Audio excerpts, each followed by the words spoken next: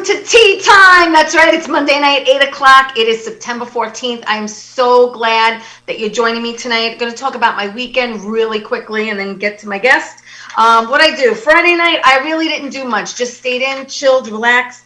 Saturday night, I decided to go to Coaster's Tavern in East Meadow on New Bridge Road. They were celebrating their 5th anniversary. It was their birthday, their anniversary, and I decided to run up there and celebrate my birthday, continue the celebration. So I want to thank Jen Lentini and Kristen Tinsley, my girl who produces shows on the island, and Stephen Piero, and Fat Jay came out too. So it was a fun night.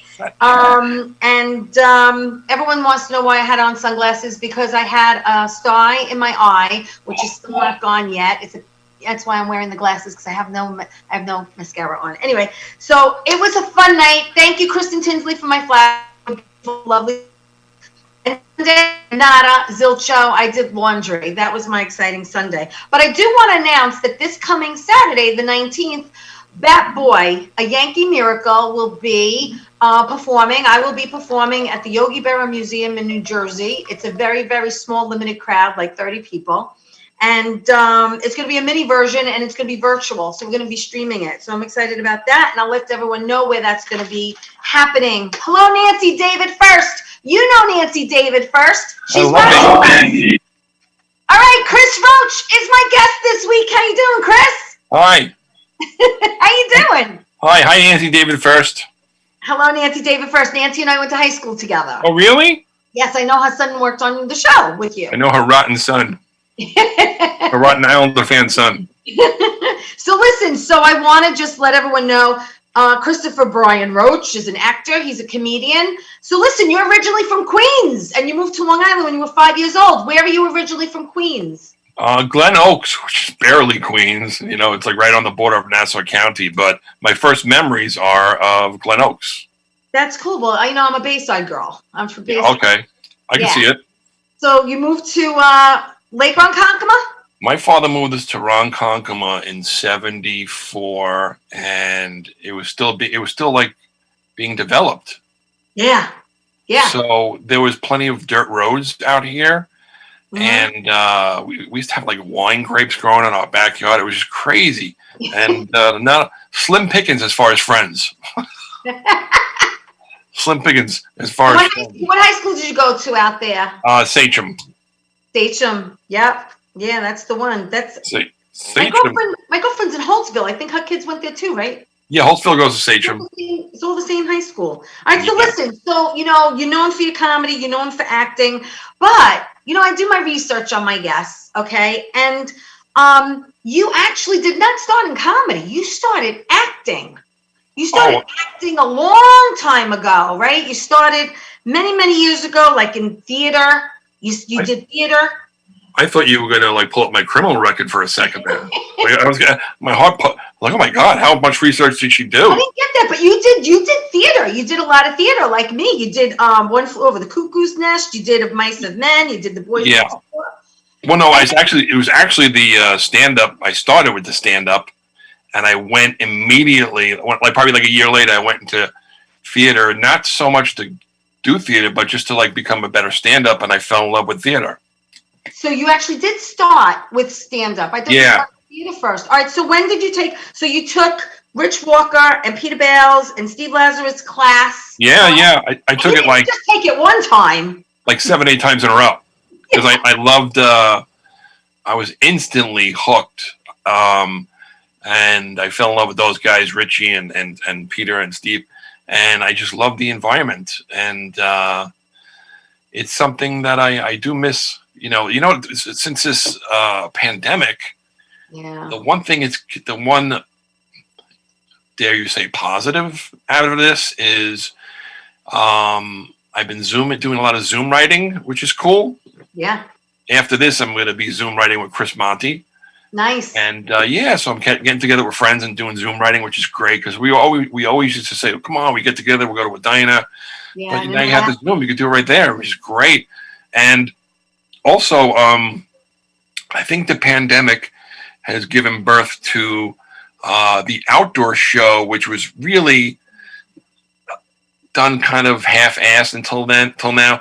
my friend, like I did a show this actually yesterday. Me and name drop coming Gary Valentine. We drove to Royersford, Pennsylvania, with my friend Joel Richardson, Soul Joel. Yeah, Soul Joe. Yeah, I know Joe. He took this piece of property and he poured beach sand all over it. Right. And it's probably been the hottest venue on the Northeast coast. I would say Northeast, definitely the hottest venue. Yeah, yeah. I only know a lot of comics are going up there and they're playing up there. That's what they're doing. They said it was the biggest turnout. There was probably close to 500 people. 500 people. Nice. But that's how much people are dying to laugh and to see comedy. I'm seeing that. I've done parking lot shows. I did a show for my friend Jay Nog in Queens where it was at a diner, but we were almost like the warm-up act for the drive-in movie. I think Regina DeChico did that show, right? I'm not sure if she was on my show. I'm not sure. I don't know her that well. She was there. At this show, they had the sound in their cars, right. And they would flash, if they thought something's funny, they would flash their headlights, which I thought was hysterical. But also, I think one thing that's been missing on Long Island for a long time is the drive-in movie.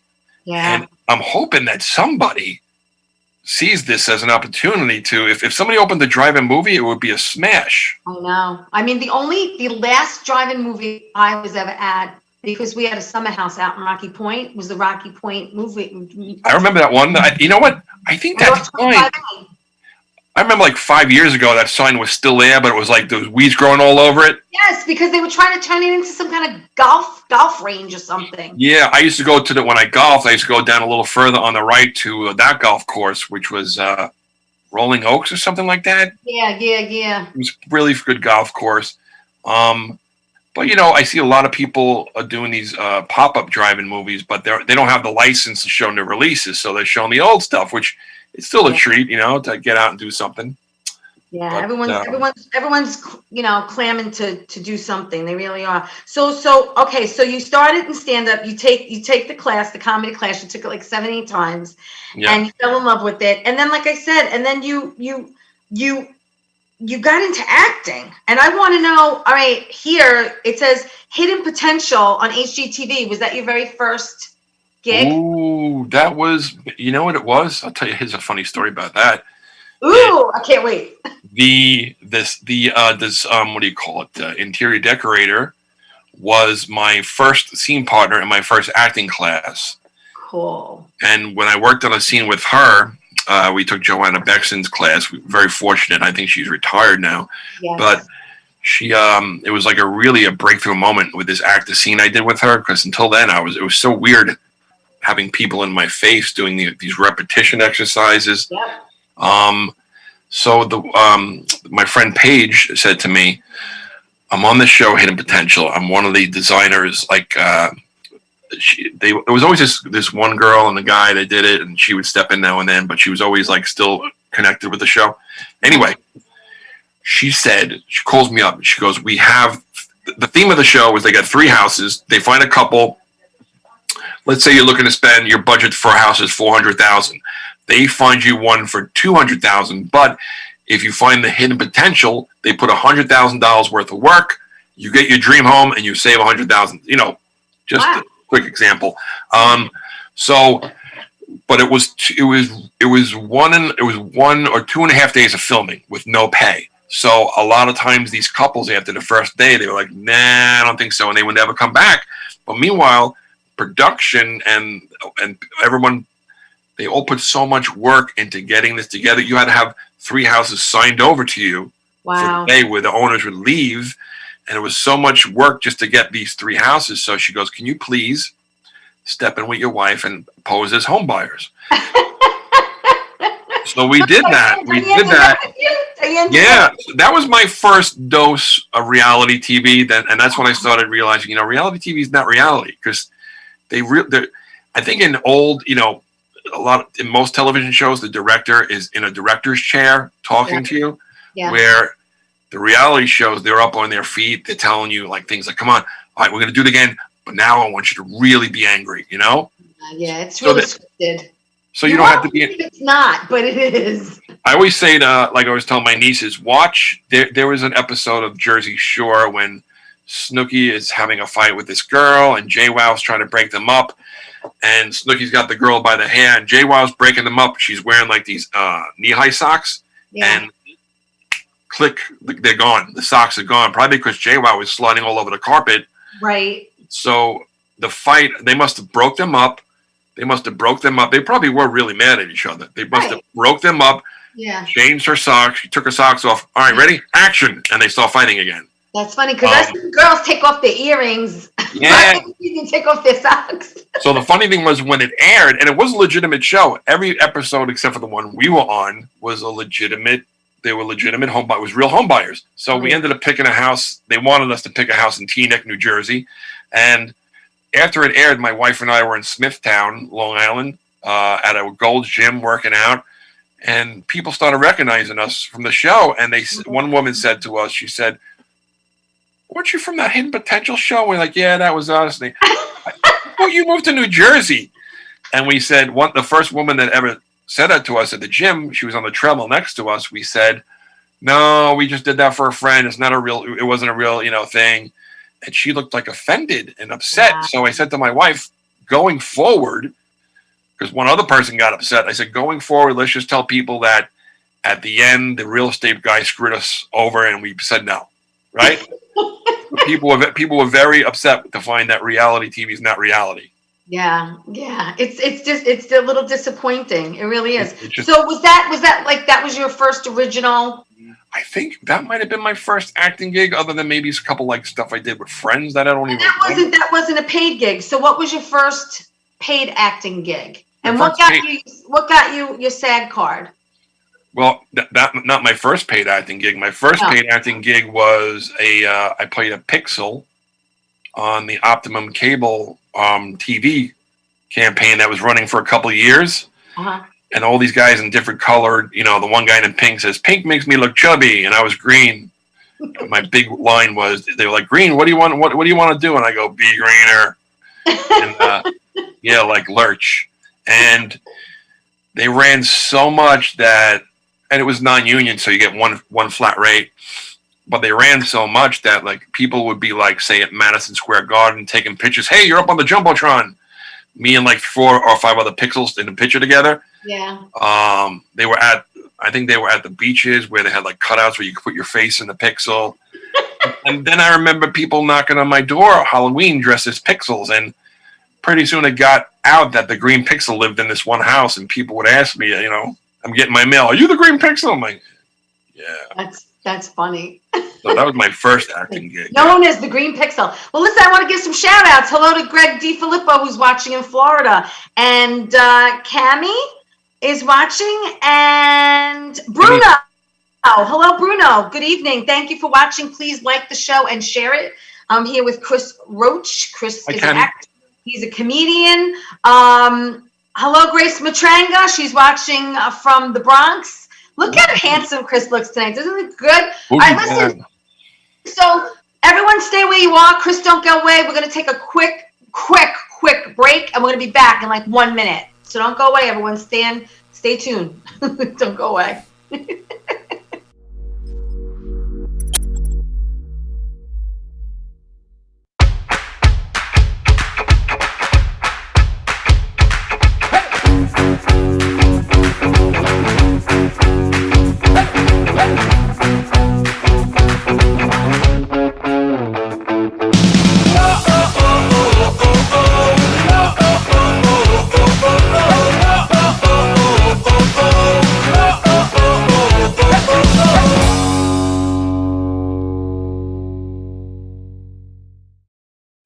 So where do you want to go tonight? Why don't we go to Coasters? Oh, cool. I heard it's a great place. Let's check it out. Yeah, definitely. All right. Oh my God.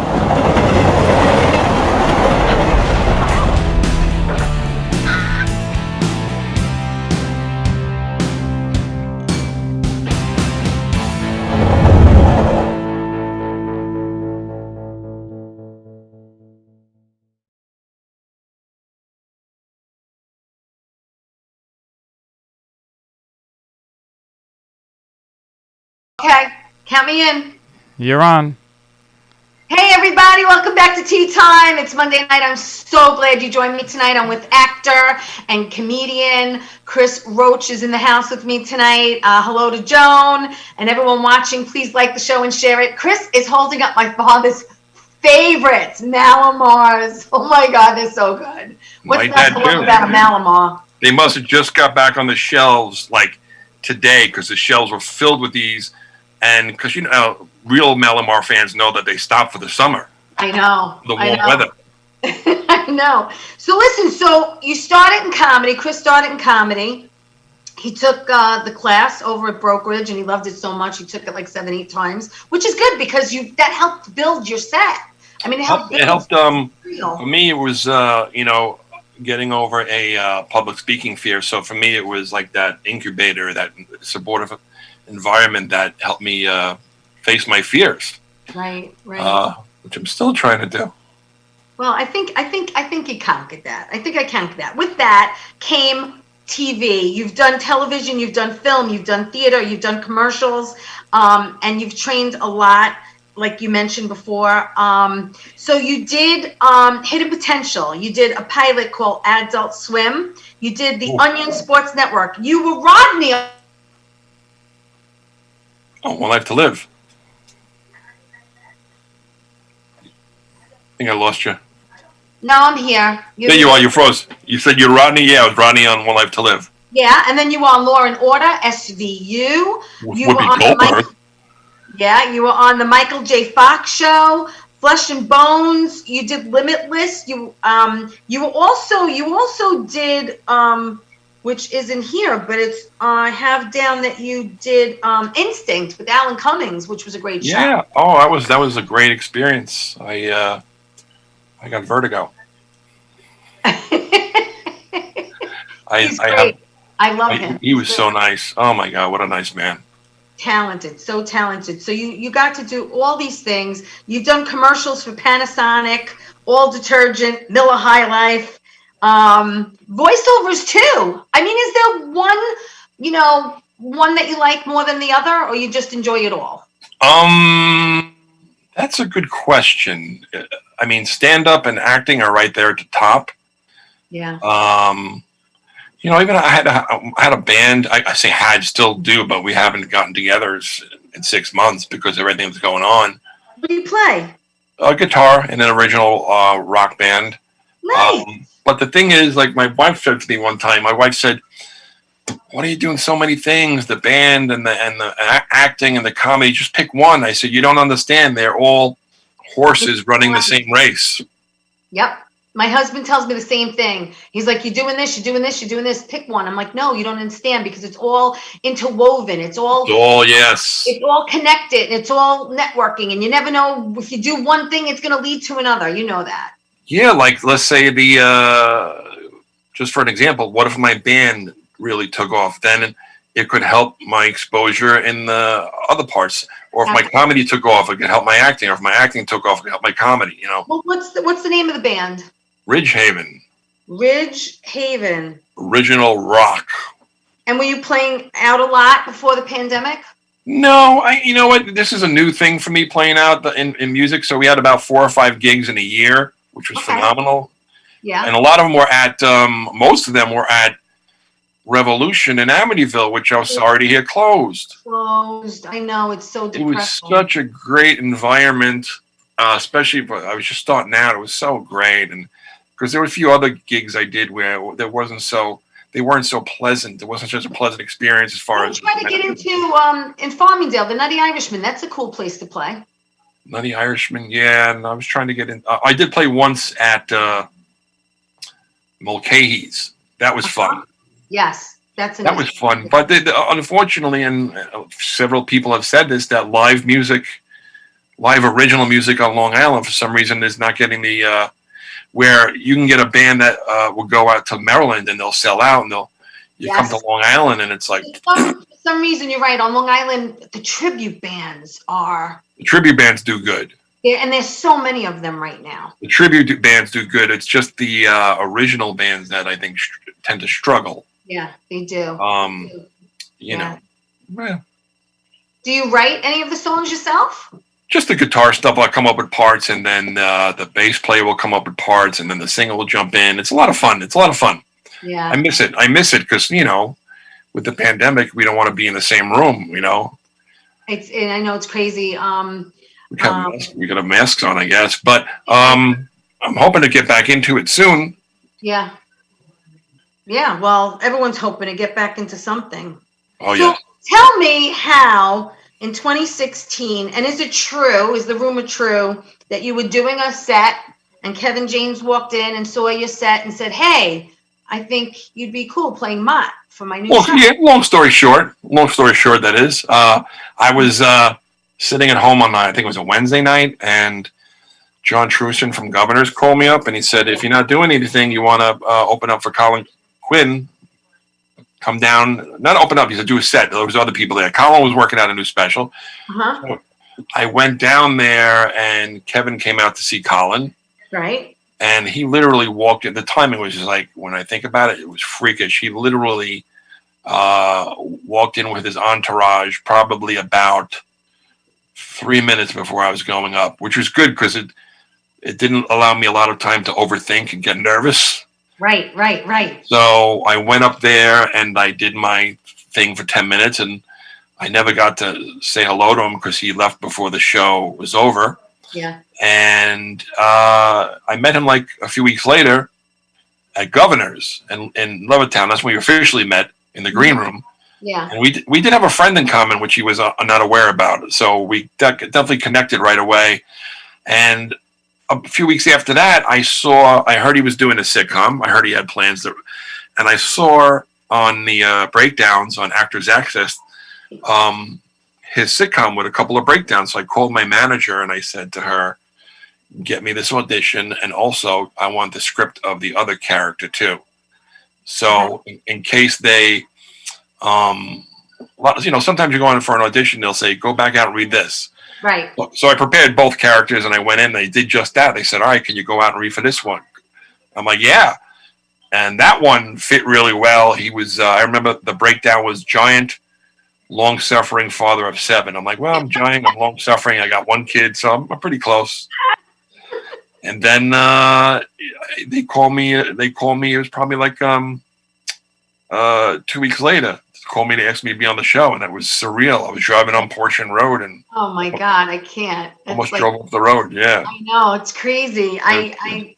It's the first time. I mean, it's the first time I got a professionally paid acting gig. I did a Hotels.com commercial, and but it wasn't. It was very long, so it was internet. Very long. I've done those. Yeah. And but it was, you get so excited, you're like, holy crap! I landed something. I'm getting paid, and hopefully some people are going to see it. So I totally relate to that. But so you were on Kevin Can Wait in 2016, playing Mott, the father of 7 kids, and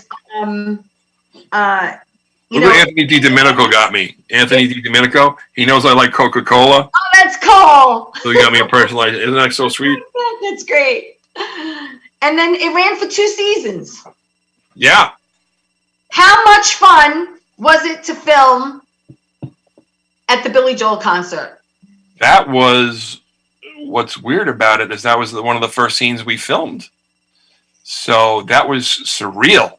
Wow. I got to tell you, they brought us in the side of, our van went into the side of Madison Square Garden. We always see like the buses go with the teams. Yeah. You go up the spiral, and it literally pulls right behind where the drum set is. Wow. So it was just so surreal. And I remember them saying to us not to lip sync any of the songs, because if we lip sync the songs, they would have to pay for them. Really? Yeah. So, but then I remember like 2 songs in, Kevin was singing every song, so I just started singing every song. They asked us also to film our own footage on our camera and then send it in to the producers, which I did. So I have some other footage of like me and Kevin hanging out. Well, because I saw you with the cell phone behind them, so I'm like, that's great footage. I got that footage. That footage I love because we're screaming, and so there was a moment there where I was sitting between Kevin and Gary. And then we jump up to the front of the stage, and Billy Joel leans over and hands the microphone to Kevin. Yeah. started getting very emotional there. I don't know if the camera picked it up. I was getting a little teary-eyed, like this. It was so surreal, but still realizing that this is it was an incredible thing that was happening. Yeah, I mean, I've seen Billy many, many, many times at the Garden. I even saw him once on his birthday, and he brought out Elton John. Wow, which was amazing. Wow, I seen him. Trying to think who we brought out. But I was never that close to the stage, Chris. Yeah, well, the first time even before we started filming, one time we went one night, but I sat with the writers. A little more up top, and Kevin was down with Rock Rubin, and that was before the show started, which that was a phenomenal experience. And then what do you call it? Yeah, we actually got that night we taped the show. We got there early, so we got to watch him do his warm-ups. Yeah. And I remember they were trying to incorporate some Halloween songs into the act. Yeah. So they would do like Werewolf of London and stuff like that, or they would break down in the middle of one song and go into like some other. It's crazy. The Addams family theme, stuff like that. And I got to meet him. I got to meet Billy a few times. One day, when I opened for Kevin at the Paramount Theater, he was in the crowd. So cool. So it was pretty cool to get to make him laugh. Nice. Well, that's what I was going to bring up next. Is that you had the pleasure of opening up for Kevin. You played at the Paramount, then you traveled. You were in Pennsylvania, you were in Michigan, you were in Missouri. Yeah. It was like a little tour. Yes. So that was really cool because that, people watch the show. They knew you as Mott. Then you're traveling with him, so it was kind of like, like a double back. Yeah, we had this funny thing going on, me and Kevin, where people would swarm him after shows. Yeah. And then if the crowd would leave and I'm walking by, I'm like, yeah, hi, I was Mott. I had 7 kids. He would start hysterical laughing. It would always make him laugh because they're so blinded by like, oh my God, it's Kevin. Was there ever any talk about a spinoff called the Mott Family with it was maybe just between me and Jackie Sandler, who played my wife. Adam's wife, Adam Sandler's wife, played my wife on the show. Yeah. And we thought about it. We actually said this would be a really good spinoff, and I even had the theme song. It was "Meet the Motts," the same to the "Meet the Mets" song. Meet the Motts, Meet the Motts. It was going to be something like that. Yeah. But no, that was a phenomenal episode where he babysitted my kids. I loved it. It was great. It was incredible. It was just I learned so much just sitting back and watching Kevin. Even when my scene wasn't being filmed, I would try to stay out there and watch. Sure, it's a huge learning experience. I actually met Gary and Kevin when I started stand up back in the early '90s. Oh wow, I didn't know you did it back then. I did. I was Teresa Manzo back then. A lot of people don't remember. I did it in the early '90s as Teresa Manzo. I did it for a few years, and then Kevin actually was emceeing with Gary at Governor's. That's when I got to meet them and go on, do some time there with them. And they were sweet and they were funny as hell. And I just remember saying, oh my God, these are 2 very special guys. And I really enjoyed, spending time with them. And then I, stopped doing comedy. I had my daughter, and then I came back to comedy about 4 years ago, thanks to Bob Nelson. Bobby, who I looked up to, growing up. Me too. Absolutely, me too. He gave me one of my first shots too. Yeah, Bob was a huge influence on me. So yeah.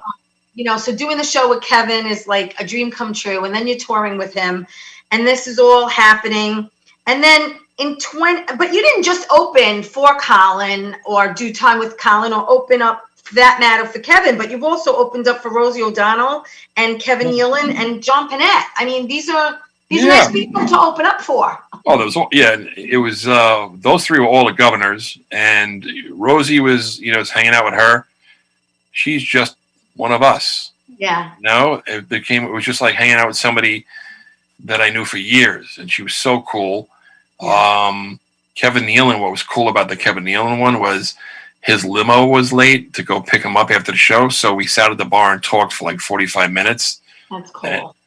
And I never realized what a great comedian he was. I mean, I knew him as the comedic actor, but as far as his stand-up, he's brilliant. Yeah. And then John Panette was just surreal. to work with him, and then he went on. Tim Crumpia toured with him, and he was just an incredible guy. He was just an incredible guy, sweet man. Yeah.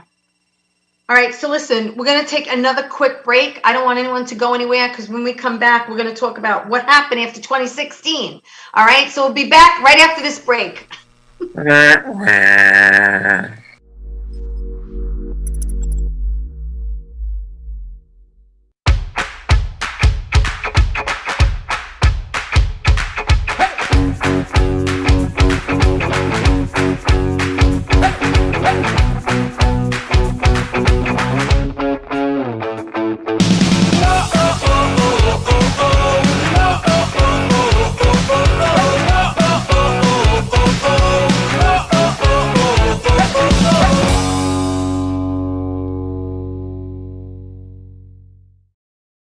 So where do you want to go tonight? Why don't we go to Coasters? Oh, cool. I heard it's a great place. Let's check it out. Yeah, definitely. All right. Oh my God.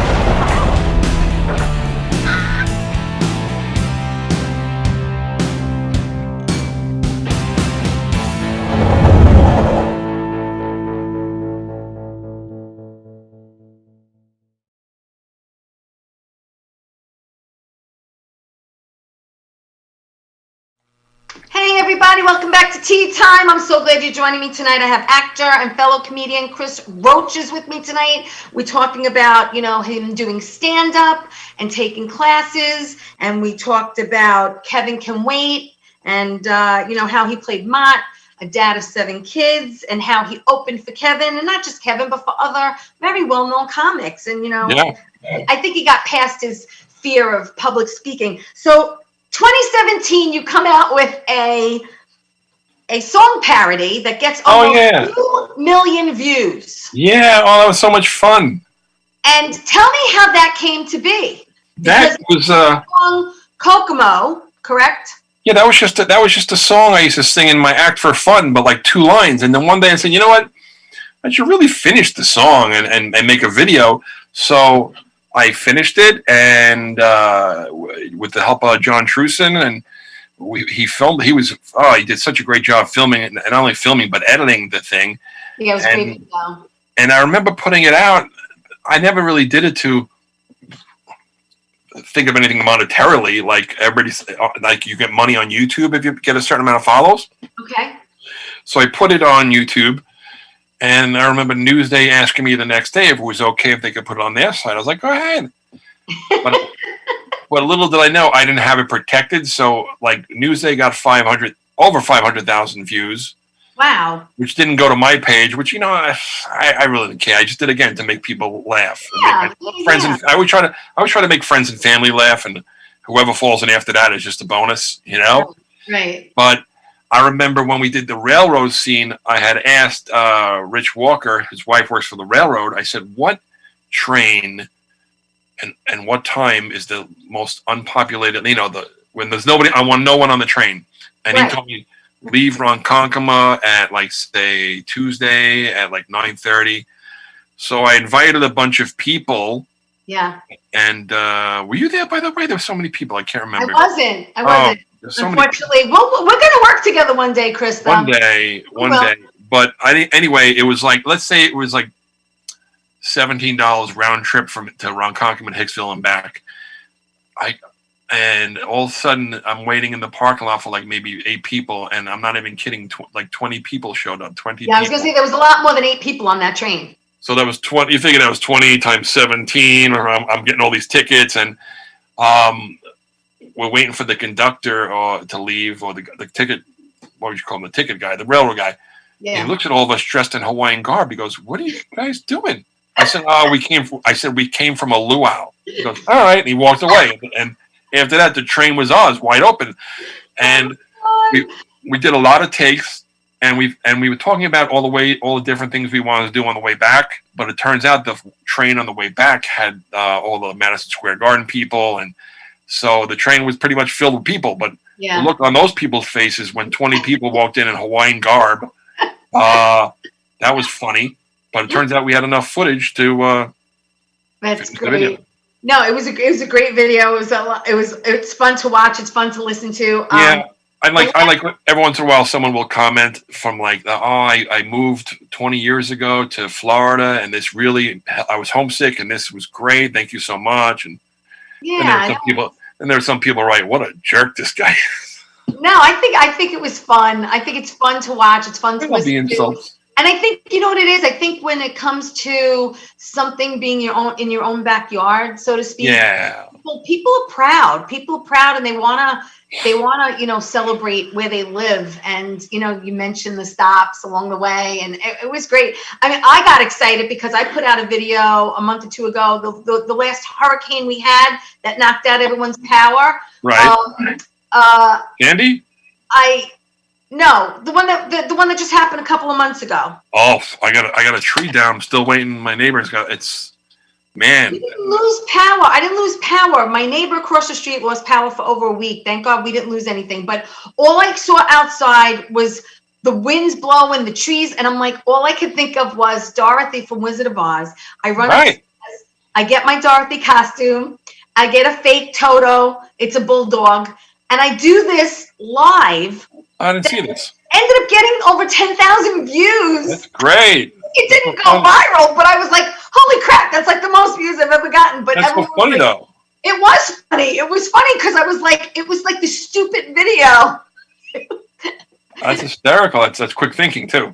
It was funny. I thought that Dorothy costume would never come in handy again. Listen, I have so many costumes and wigs upstairs. It's crazy. So then in 2018, you're presented with the Rising Star Award at the Long Island International Film Expo. It's up on my shelf right here. I should put it back. One of my friends, when we talk via Zoom, he has an Emmy from when he worked on Nurse Jackie. I'll show off. Yeah, he's a casting director, and he's got the Emmy over his shoulder, like strategically placed. Like, all right, guy. You know what I have strategically placed? My battery-operated candles. If I had an Emmy, I'd have it over my shoulder too. And my tea time sign that my. I see that.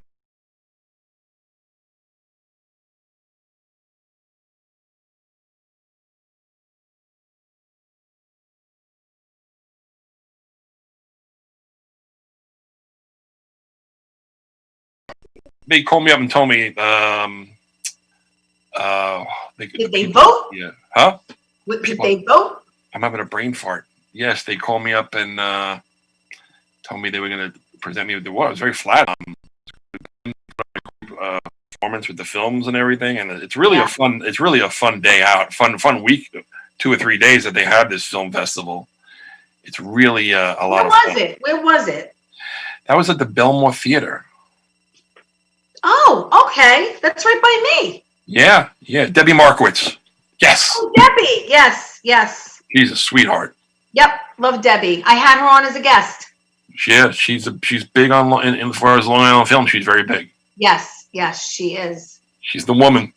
She is the woman. So you get this wonderful award. Yeah, that was very nice. And I also have on my wall over here. This is great. You can't see it over here. It's the first key presented to anyone from Ronkonkoma. Oh, that's nice. So the Ronkonkoma Chamber of Commerce presented me with the key, and I thought it was very, very nice. I wasn't expecting that. I was a little taken aback. And very cool. And then the next year, the year after that, they presented it, and I was up there with them to News 12, Danielle Campbell. Mm-hmm. And I wonder who they're going to present it to in year 3. That'll be interesting. Well, they made the announcement today about the Thanksgiving Day Parade. It's going to be... It's canceled? No, they didn't cancel it. A lot of the performances are going to be pre-recorded, and everyone's going to be watching it from home. Oh, okay. But you know what? Something about, even though I wouldn't watch a lot of years I didn't watch the full parade, it was still nice to know it was on. The tradition was upheld. And exactly. Yeah. Well, what's going on? Or March of the Wooden Soldiers. Take your pick. You got to watch that. Some things that I guess that maybe, I don't know if the younger generations pick it up on it, but March of the Wooden Soldiers, Mighty Joe Young. Now, what about, you're a parent, what's going on with Halloween? Has that been canceled, or are there new rules? as far as I know, it's not canceled. I don't think they're going to cancel Halloween. I don't think so. No, I'll tell you the truth. What they do on Long Island, which they do not do in Queens, because when I moved here about 12 years ago, 13 years ago, people leave a big bowl of candy on their porch. Yeah. And they take one or help yourself. Right. They don't do that in Queens, because in Queens, the whole thing will be taken. Yeah. But I think that might happen more this year, where people help themselves, I think, or maybe individual. I remember as a kid, remember those Halloween bags? I love those bags. They do individual. You put like Twix and a mini Snickers in it, and so they could do maybe individual bags, so everyone's not touching something. I don't know. My wife did that for the nut allergy kids. You know, if you put a teal pumpkin. So we had a teal pumpkin, and that if you have a teal pumpkin on your steps, that alerts trick-or-treaters that you are peanut free. Well, we weren't exactly. We had nuts, but we had, in case you were did have a nut allergy, we had stuff for them. But nobody came, believe it or not. So I don't know for that. But we do have a from Lowe's. Did we get it at Home Depot? It's like a 3-foot tall Frankenstein, and the head is scalloped out as a bowl. You can pour the candy right into the head. No, but like you're saying, like some kids take maybe, and we put a sign on it that says take one handful, but yeah. Well, there's one year where my sister said she didn't get any kids. She lived in Rocky Point, and then another year she said she went through 10 pounds of candy. Yeah. She said you couldn't even sit down. You just could not sit down. I think it might have been 4 or 5 years ago. In a panic, I ran out to CVS because we went through our candy so fast. And by the time I got home, which was probably 15 minutes, it was over. So I had like these 2 or 3 bags of candy with them. I'm like, all right. Was it anything you liked, I hope? You always go, well, we'll return it tomorrow. They never get returned. No. My daughter's birthday is actually Halloween. So as a kid, she would go trick or treat, and they'd give her candy, and she's like, "And today's my birthday." And they go, "Oh, come here, little girl, let me get one." Yeah, she loved her birthday. So I just want to thank everyone for watching and tuning in. We've got about another 10 minutes, and I want people to follow you and know where to find you. So I know you can. People go to Roach Comic on Instagram and ChrisRoachLive.com website. Unfortunately, we knew that the entertainment industry was the last phase to return, and you were trying to find the light at the end of the tunnel about this pandemic. And my light is, first of all, I want to personally thank you for agreeing to do my show. Oh, my pleasure. And taking the time to do it. But the good thing about the pandemic for me is getting on guests that normally wouldn't have the time to do it. Right, I know what you're saying. I had on Paige Davis from Trading Spaces. I had on Paige, and I had on Slayton last week, and I had on Rob Bartlett and Joey Cola, and I had on Chuck Nice, and I had on Rhonda Handsome and Regina DeChico, and I had on just so many wonderful people that normally, including yourself, would be too busy to do this. Yeah, sometimes. Yeah, it's just it just becomes like a blur. Yeah, Wally Collins, who actually I think he did a Soul Joel show also. Yeah, Wally's a good guy.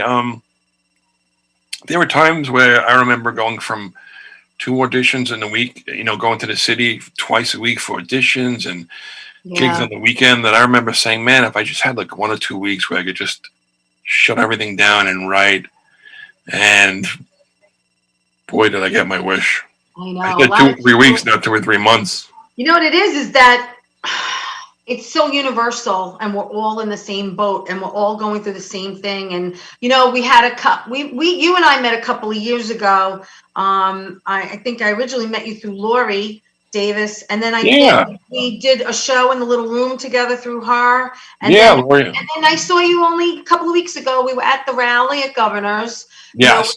We're trying to get the clubs open, and Governor's has gone up and beyond what is expected from them. And I know that James did a little thing on Fox 5, News 5, and we're trying to get the governor to open up comedy, and we're linked in with this, because they have a cabaret license. We're linked in with strip clubs, and strip clubs and comedy clubs, I think, are the only two things right now that are not open, including live music. You cannot do live. Chris, listen to this, because my husband's a singer, and my daughter's boyfriend plays guitar.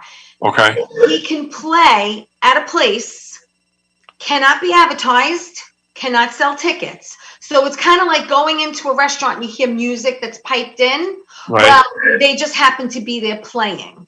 Right. So that's okay, but you can't sell tickets. You can't advertise. You can't advertise it, right?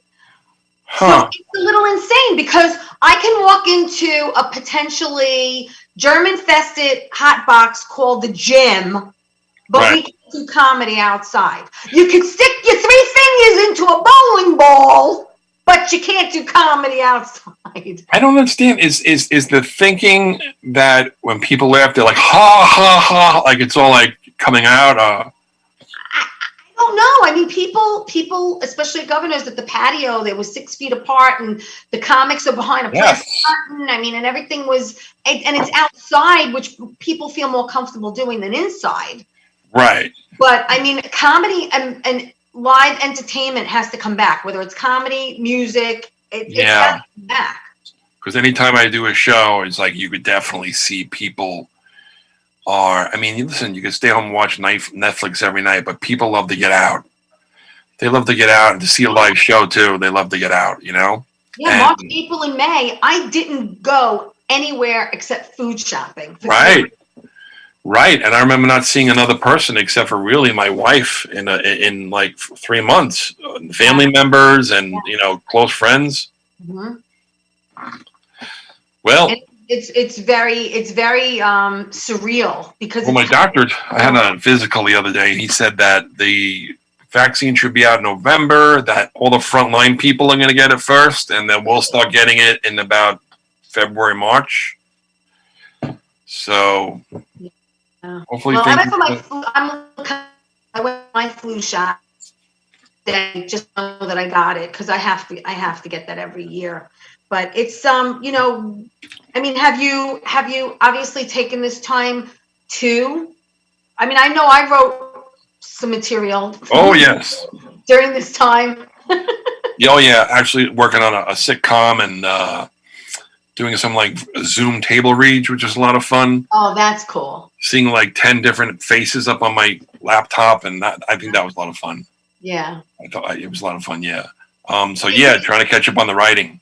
Yeah, the writing. Is that what you were doing with Gary last night? You were writing? Well, last night we went to we had a show in Pennsylvania. Oh, yeah, you did. Beach show, but I have been doing some Zoom writing with Gary, and it's a great tool for comics that I really never used a lot before this. Yeah, well, Zoom really was, meant for meetings, and and now we're using it for a lot of other different. Yes. When the beginning of the pandemic, I know they said that some of the Zooms were getting hijacked by people. I heard about that. And then they would come on and just say like the nastiest thing to people. Like, oh, really? Yeah, it's not nice. You haven't done any Zoom shows per se, right? No, somebody asked me to do a Zoom comedy show, and I said, you know what? They wanted me to stand up in the corner of my room. I said, it doesn't feel right. I said, if anything, we could do paneling, which, is just the guest interviewing me and then throwing me lead questions into my bits, and I do them organically, or make them feel organically, naturally, conversationally is the word I'm looking for. Right. So I said that to him, like, ask me a question about last time I got a massage or something like that, So that worked. So you're working on some things, which is good. It keeps you, a little sane, obviously. Yes. Because, we're missing what we love to do, and it's really hard on a lot of people. Yeah, for some of us, it's like therapeutic to just get up on stage so much, It is. It really get out there and I'll be honest with you. I a couple of months ago, I got a phone call. What was it? What were we in September? August. My daughter got me a gig. Can you believe it? She came home and she said to me, Ma, my friend's uncle's turning 50 and they're looking for a comic. So I recommended you. And I'm like, thanks, Val. Wow. So the guy's name's Anthony. I find out a little bit about him. He's a coupon junkie. He loves to coupon. So I'm like, okay. So I was like, You roast him a little? I did a little bit. I said, but Anthony, Aunt, I was told not to break your balls too much. I says, but I got a nice thick envelope for you here with hundreds and hundreds. So I handed it to him. I said, of coupons. And he got so excited. This guy got so excited over it. He wanted to open it right then and there to see what they were. And I'm like, listen, take it home. Go through it. Take your time. Yeah, some people love those coupons. 30 minutes. And you know what? It felt so good. That's great. You know, and then we did, before they stopped us again, Kristen Tinsley produced a show at Coasters, and Peaches Rodriguez was there, and she headlined, and we all got up, and it was like almost the first time getting up after a really long time, and it was like taking off the training wheels again and being a little then you had to keep pedaling fast and fast and fast until it got a little dark. That's how it felt. Yeah, I was off. I was forgetting jokes, and I was in my head. But you know, the audiences are kind. They understand. I feel as long as you're upfront with them and let them know what's going on. Listen, it's my first time on stage in 3 months. I haven't taken off for 8 days. Exactly. Yeah. Yeah. In 16 years, I haven't taken more. Virgins again. Oh yeah, it was surreal. But you know, you came back quickly. Yeah, it does. It does. It does come back quick. It does, but yeah, we're gonna start wrapping up, Chris. So again, I want people to follow you, Chris Roach live.com and Chris Comic on Instagram. Where else? Anywhere else? At Roach Comic on Instagram and Twitter. I'm not much of a Twitter guy, but I don't. Yeah, I just started doing TikTok, and maybe 2-3 months ago. I love it. Really? Lots of these people. A lot of controversy going on about that, and who's going to buy it and take it over. And yeah, a lot of people make me laugh though on those things. There's a lot of funny things, but then unfortunately, they started. Every once in a while, political stuff starts popping up. I'm like, oh, don't take this away from me with the political crap. No, I don't talk about I call it politics. I don't. Politics. No. I don't talk about it. I posted one post on Facebook a few months ago that was maybe slightly political, slightly on the cross, right? And there was probably about 300 comments, and people were attacking each other. No, I'm like, I didn't post this I don't want this to become a platform of hate, So I took the post down. Yeah, I know. I did the same thing. I had posted something very innocent, was not looking for any kind of political comments, and they're out there. That's how it went. They're all sitting at home with nothing to do. It just exactly. But listen, I want to thank you, Chris Roach, from the bottom of my heart for doing this. I know I was, trying to get you on last year. I was doing it Gov's Radio last year. Now I've been with Bobby, and I'm glad that you had the time and the opportunity to do this for me. I want to thank you from the bottom of my heart, Chris, and I hope we do get to work together again one day. Yeah. Okay. So everyone, thank you so much, Chris Roach, and tune in next week, people. See you on Tea Time. Ciao.